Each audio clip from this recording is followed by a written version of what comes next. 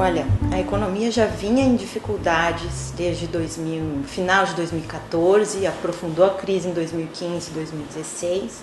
Agora havia algum sinal de que a economia estava se estabilizando e a crise tende a paralisar tudo de novo, né? Então, se havia perspectiva de algum crescimento, mesmo que pequeno, em 2017, a tendência é que comece a se revisar isso para baixo.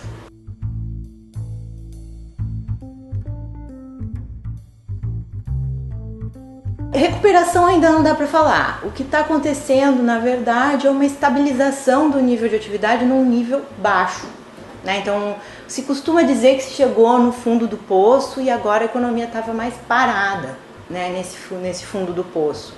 Apesar de alguns indicadores no primeiro trimestre terem sido positivos, ainda não são suficientes para dizer que a economia saiu da crise, né?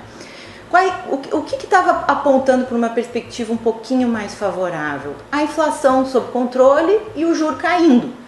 Mas seriam os únicos fatores a puxar uma retomada e há dúvidas o quão fortes eles poderiam ser para estimular a retomada da economia.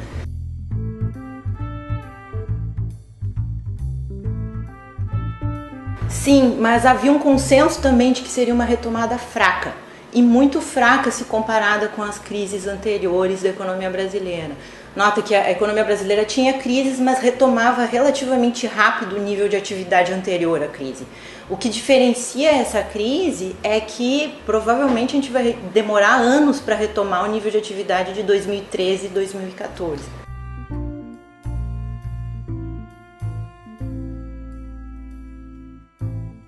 A aposta do governo Temer era essa, que fazendo as reformas isso melhoraria a confiança na economia e isso proporcionaria uma retomada dos investimentos. Mas nota que isso era uma aposta do governo. Na minha visão, a retomada não vai vir enquanto não tiver demanda, né? E no momento os canais de crescimento da demanda estão todos mais ou menos travados. A gente tem a possibilidade de queda do juro de ampliação do crédito, mas as famílias e as empresas estão endividadas.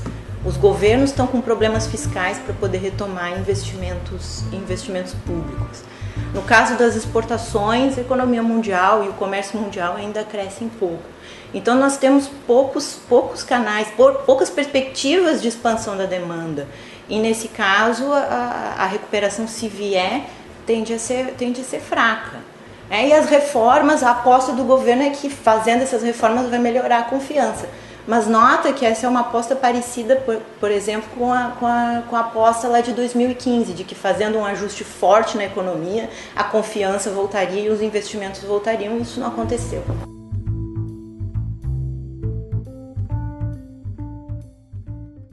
A ideia é que melhorando a confiança, as empresas voltariam a investir, as famílias voltariam a consumir de uma forma a melhorar o nível de atividade da economia. E as empresas produziriam, melhorariam o emprego.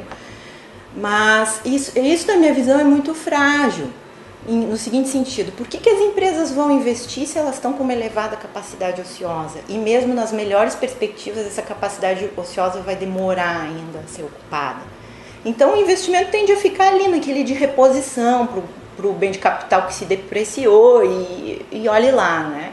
E as famílias também, como é que as famílias vão voltar a consumir, né, com a possibilidade de desemprego, com a possibilidade de ficar sem renda? Então, normalmente, as famílias tendem a segurar isso.